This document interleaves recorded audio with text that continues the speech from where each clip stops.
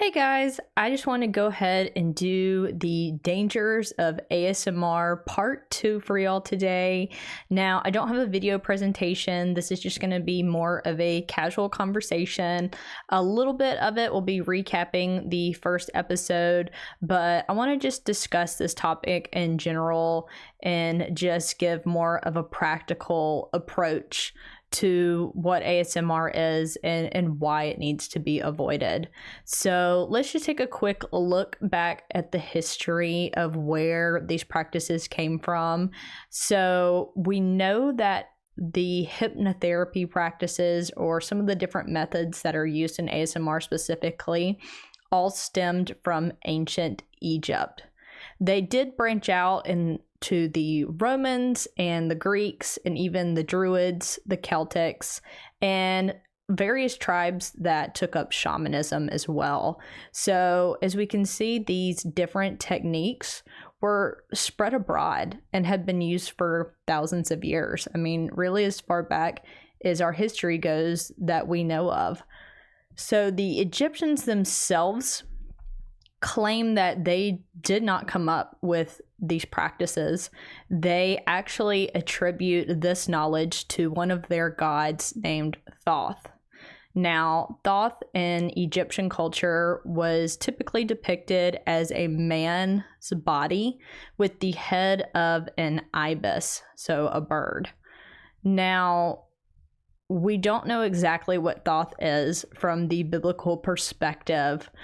We know from the book of Enoch that the Watchers did come down and trade knowledge with mankind in exchange for the women, or at least that's how I understand it. So we know that we were given knowledge in the ancient times. However, the appearance of these Watchers, there's some debate. A lot of them are described as, fiery flying serpents, and they're more of like how we would see the serpent gods. And a lot of those times it could have been mixed with like a bird look, maybe like the plumed serpent. So a lot of people say that is kind of how most of them looked. However, we don't know how all of them looked. I don't know if they all looked the same or not. So I don't know if Thoth was considered a watcher, or if he was considered one of the little g gods, or even if he was one of the Nephilim offspring of the Watchers, since he was obviously an animal-human hybrid. So I would tend to lean more that way. But in reality, all of those, I think, are options on who this deity was that came down and gave this medical knowledge to the Egyptians. And then, as I said, it spread throughout all the ancient societies at that time. And then the practices of hypnotism and ASMR reemerged in this little season during the 1800s, where it was reintroduced to society by Freemasons, which seems to be a running theme with many pagan practices during this time. So we know right away that there's something amiss with these different practices. And now the hypnotherapy, just in general, is very interesting on how that works. And I really don't understand how it works completely, or how any of these practices really work. To say that I understand how the ASMR or the hypnosis affects the human body, or just the mind in general, I don't, just because it's really hard to understand spiritual things as long as we're on this side.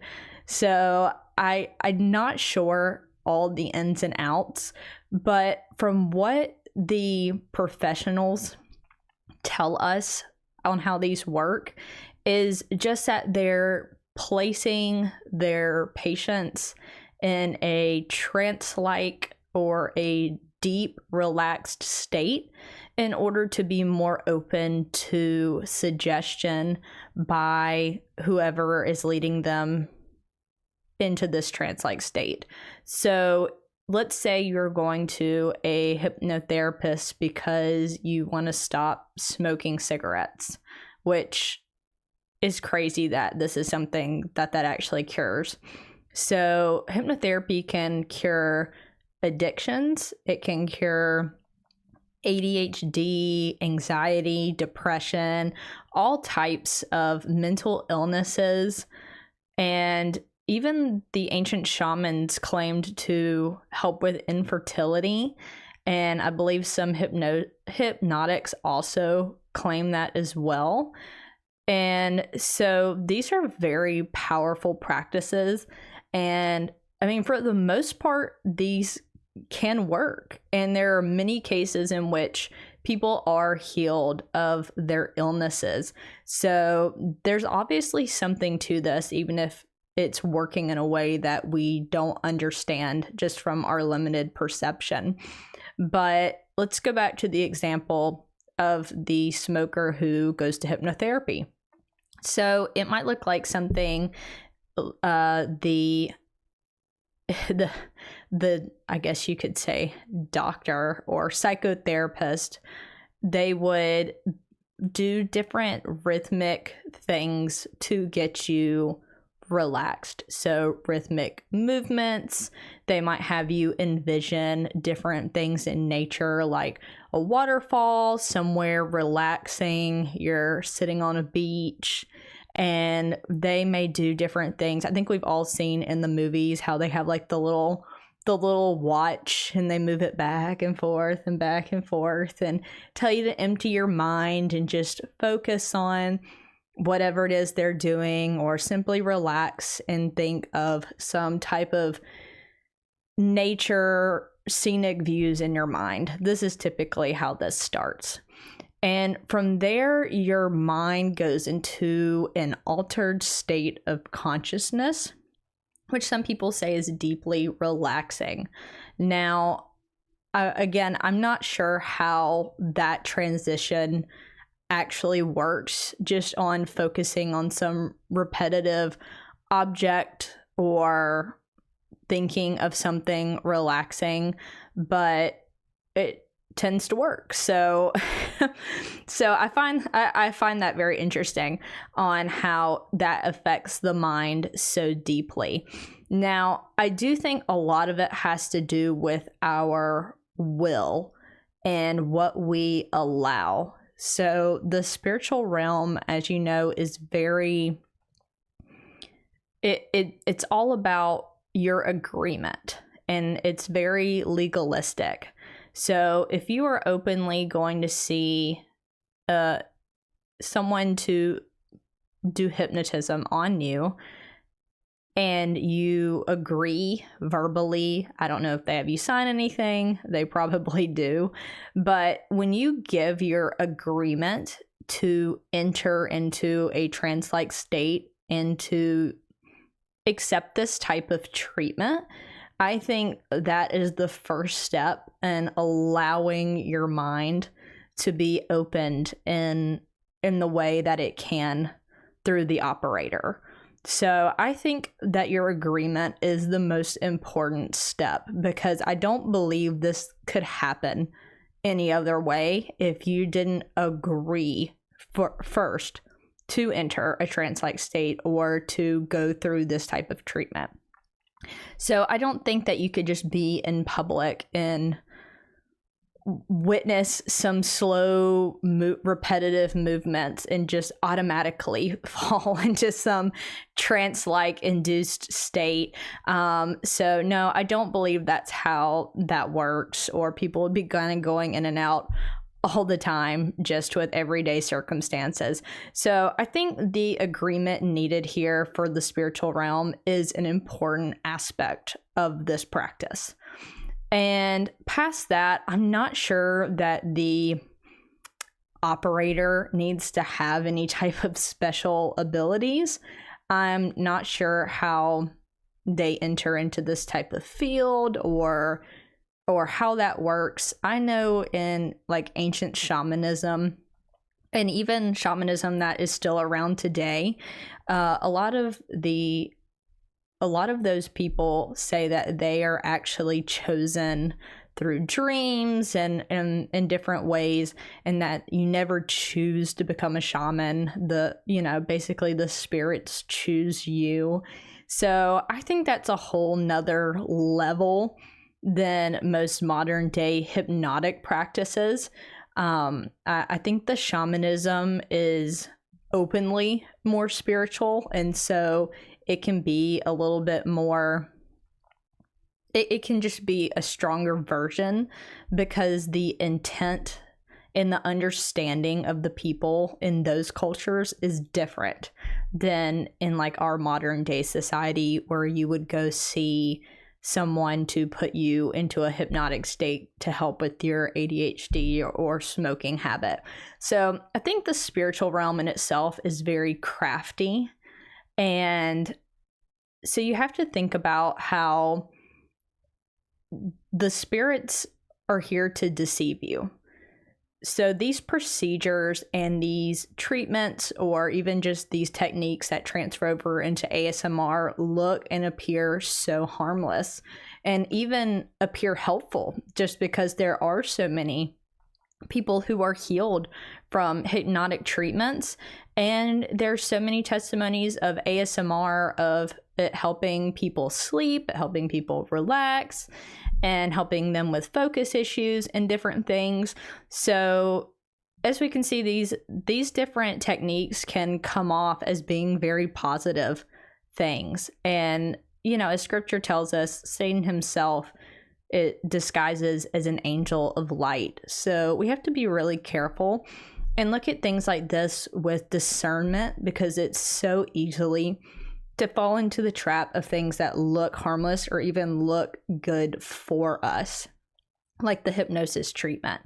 But when you go to the hypnotist, I don't know why I keep slipping on that word, hypnotist. When you go see a hypnotist and they receive your agreement, and then they start walking you through the steps of entering the trance-like state, I'm not really sure what happens, but there has to be something spiritually that is happening to you.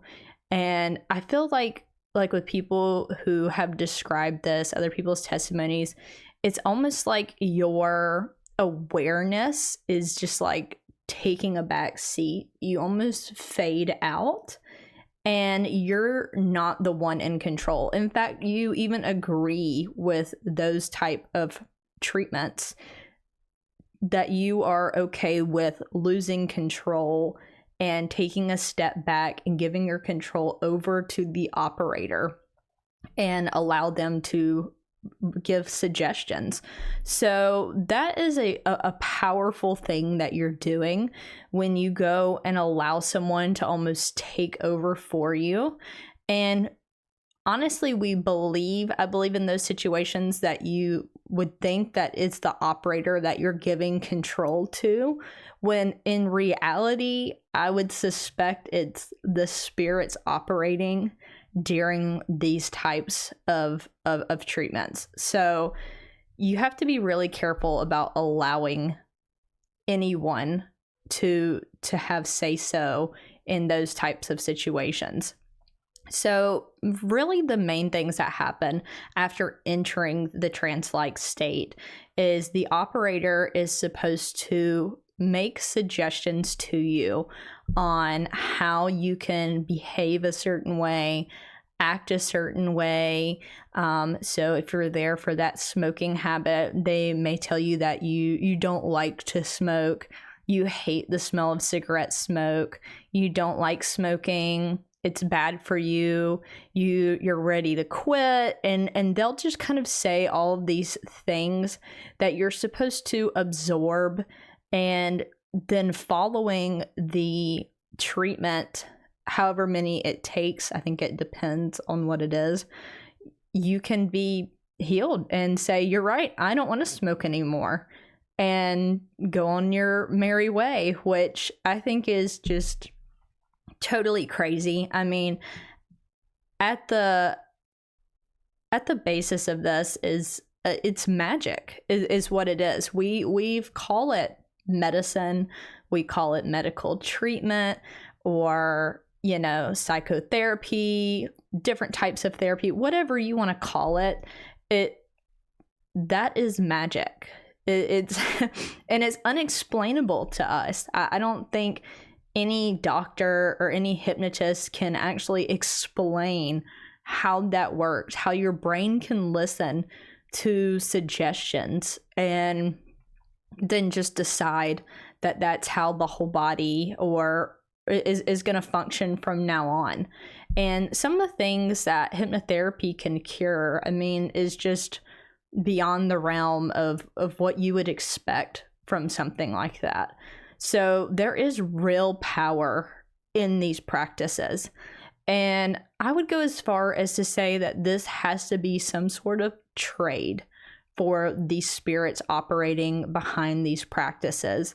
So if you are healed from a specific ailment that you're seeking this practice for, I would argue that this is either only temporary or that you'll experience other and more serious issues in the future. Because what you're doing when you're entering the trance-like or the hypnotic state is you are allowing, like I said, yourself to take a back seat and step out of the driver's seat. So who is stepping in the driver's seat? It is not the person in front of you leading this induction. It has to be something else. So you're opening up yourself and allowing other spirits to potentially come in and inhabit inside your body, your mind. So you are opening doors in the spiritual realm when this happens. And spirits do have powers. So when you do that, they can come in and heal you, or I would more think of it as these spirits are the ones causing most of these issues in the first place. And they're hoping that you seek some sort of treatment like this, and in order to give them more power and more access to yourself. So I believe it's a trade, and in the end, you're getting the worst deal, even if you are healed from something. I would like to think that it's not all benevolent. So these spirits don't do any kind of healing just out of free will. They want something in return from you. And these have to be spirits who are doing these healings or simply just stopping their affliction on you in order to gain more access to you. So most of these spirits in the first place are the ones causing these afflictions, and they're simply stopping when you receive treatment like this so that they can more sneakily enter in even stronger than they were before, or let in more spirits. So we need to be careful with these types of practices. Now, how this connects to the ASMR is suggestion is one of the main techniques. So when you're watching these types of videos, what you're doing is you're entering almost a light trance-like state. And these videos do put a lot of people to sleep even, which is questionable. So what you're doing when you're watching these videos, most people's intent is to sleep or to be hypnotized or simply relax. But what you're doing is you're focusing on people doing these slow rhythmic movements, or you're simply closing your eyes and listening to someone suggest that you enter a trance-like state by, again, the same thing, depicting certain imagery and listening to their voice. And it can put you to sleep. It can deeply relax you. But I believe what you're doing there, even if it's not some full hypnotic state, like when you go and seek out that form of treatment, I do believe it's the same scenario where you are taking a back seat and you are allowing someone else to suggest things to you. And again, I believe these operators are just pawns, really, and they have no power to heal you. what you're doing, you are giving agreement for them to give you suggestions, and you're giving agreement to release control of yourself to them. But these operators are working in tandem with spirits, and most of them are very aware of this. However, I'm sure there are many people who make these ASMR videos who do have no idea what they're doing, and they're simply being used in this way.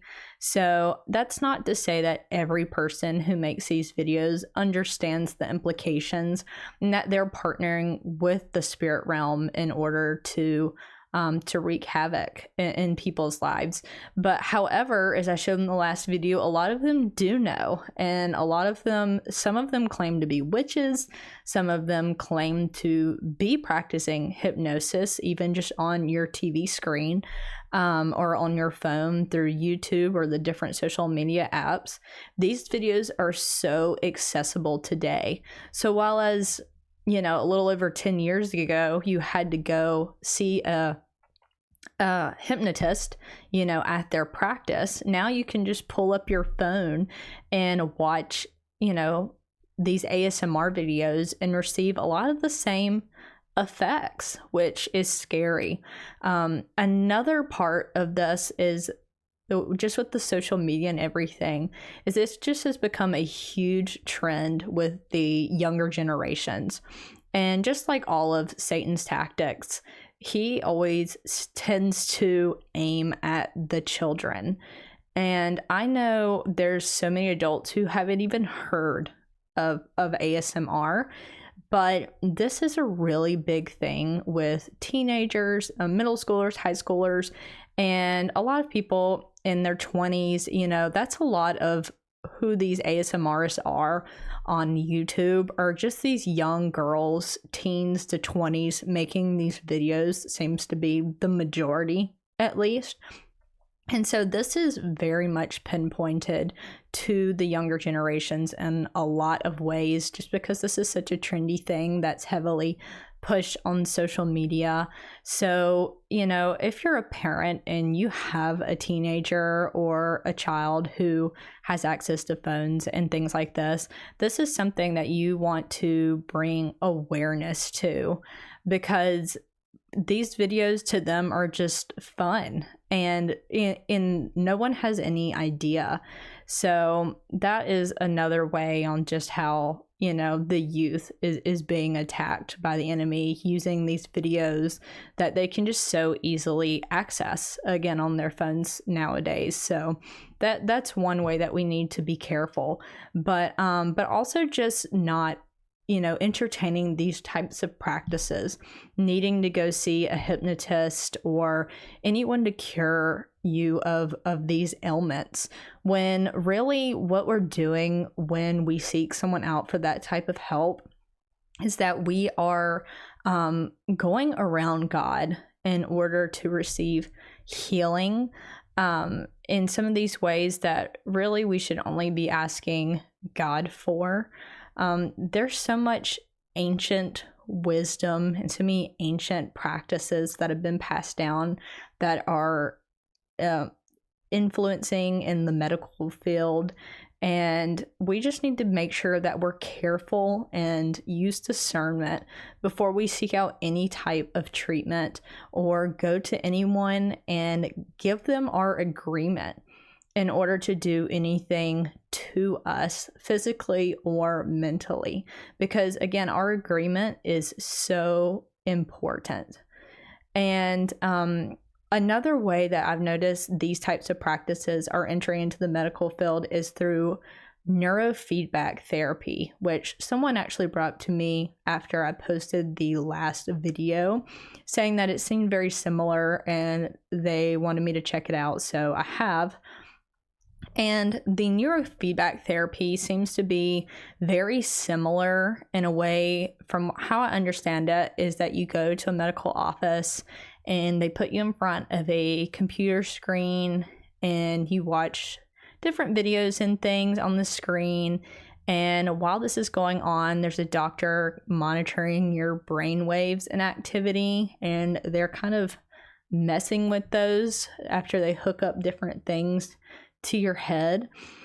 And in the same way, this involves a lot of suggestion. This involves a lot of what they call brain training, which just can't be good in any way. And a lot of the descriptions of these types of videos and things just seemed a lot like the ASMR. And a lot of these patients describe entering a trance-like state that's very similar to hypnotherapy when they go and do these treatments. And so it's the same thing, that you're allowing your consciousness and your mind to be altered in some way by somebody else, by means that we just have a very limited understanding on, since again, we don't understand how things operate in the spirit realm. But without able to show how this works, we're putting a lot of faith in these doctors and in these practitioners when we go and partake in these practices, where we can be healed of so many various and even serious ailments, mainly mental, having to do with the mind, after going through these mind-altering practices. So I'm sure there are many more of these out there, and that they're probably stemming into different parts of society, a lot through the medical field. Another fun thing I read about the neurofeedback therapy is that this was heavily endorsed by NASA and was actually used as a way to prepare and train the astronauts when NASA was training astronauts. This was, oh my gosh, a while back. I was reading articles, so I believe this was for the original moon landing, but this is probably still involved in their training processes today. So that was another reason that I saw something probably amiss with this practice. One, since it lined up a lot with the hypnotic and ASMR techniques, but two, because it was so heavily endorsed by NASA as well. So I just thought I would go ahead and mention that. But I'm going to go ahead and wrap up this video. I just wanted to give this brief conclusion to this topic, and I'm happy to look into anything else if anyone else has any more questions on other types of practices that may be affiliated with some of these similar techniques. But thank you so much for listening, guys, and God bless.